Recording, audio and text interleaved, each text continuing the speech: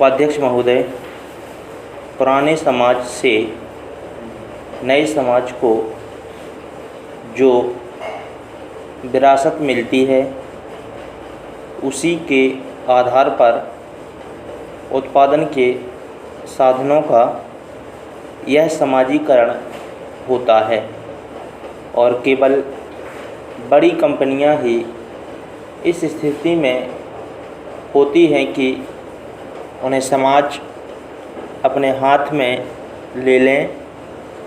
पूंजीवादी विकास ही उन्हें इसके लिए तैयार करता है। इन बड़े कारखानों में मालिकों और उत्पादन क्रिया के बीच कोई भी संबंध नहीं होता, सिवाय इसके कि कंपनी हिस्सेदारों को मुनाफा या ब्याज देती है। उत्पादन को मजदूर और कर्मचारी चलाते हैं और जब कारखाने का स्वामित्व समाज के हाथ में चला जाता है तो उससे उनके काम में कोई अंतर नहीं पड़ता।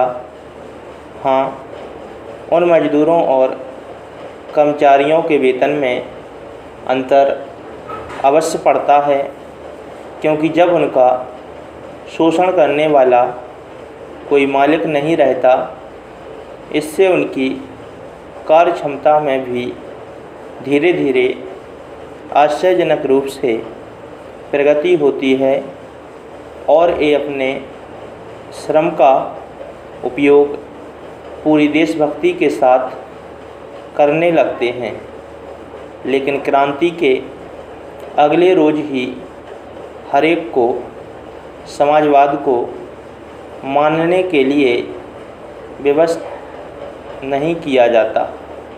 अतः क्रांति का तात्कालिक परिणाम समाजवाद नहीं होता, न ऐसा कभी हो सकता है। उससे मजदूर वर्ग को वह ताकत जरूर मिलती है और जब समस्त उत्पादन तथा वितरण समाजवादी आधार पर होने लगता है तभी समाजवाद की रचना पूरी होती है। समाजवादी आधार पर उत्पादन तथा वितरण का अर्थ है उन वस्तुओं का उत्पादन जो आम लोगों की ज़रूरतों को पूरा करें। मसलन हमारे देश में लगभग 9 करोड़ मकानों की ज़रूरत है। करोड़ों के पास सर्दी में पर्याप्त क्या साधारण ऊनी कपड़े तक नहीं होते, पैर में जूते और जुराबें नहीं होती।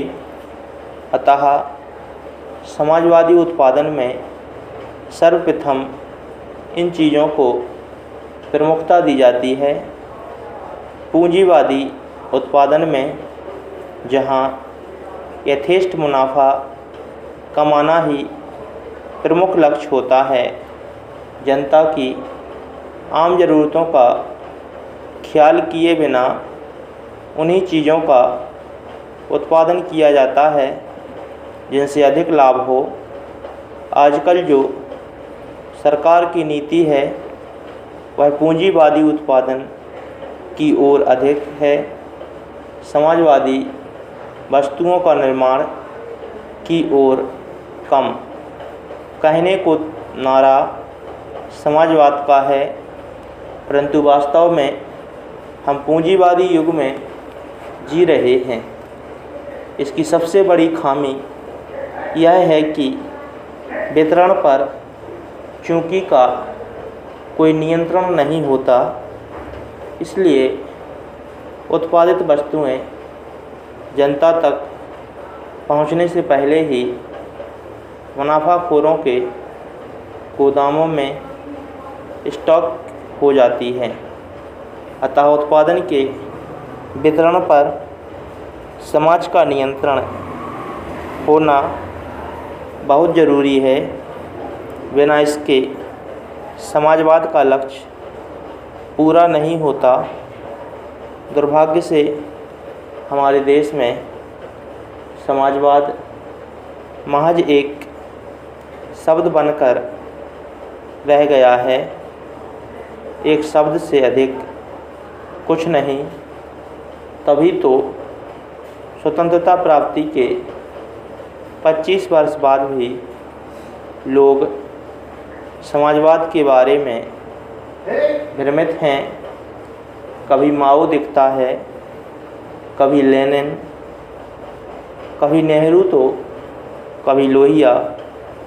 हमारे देश में समाजवाद का चित्र अभी स्पष्ट नहीं है, लेकिन एक बात तो स्पष्ट है कि भारतवर्ष का समाजवाद कहीं बाहर से नहीं आएगा, बल्कि इस देश की मिट्टी और जलवायु की उपज होगा।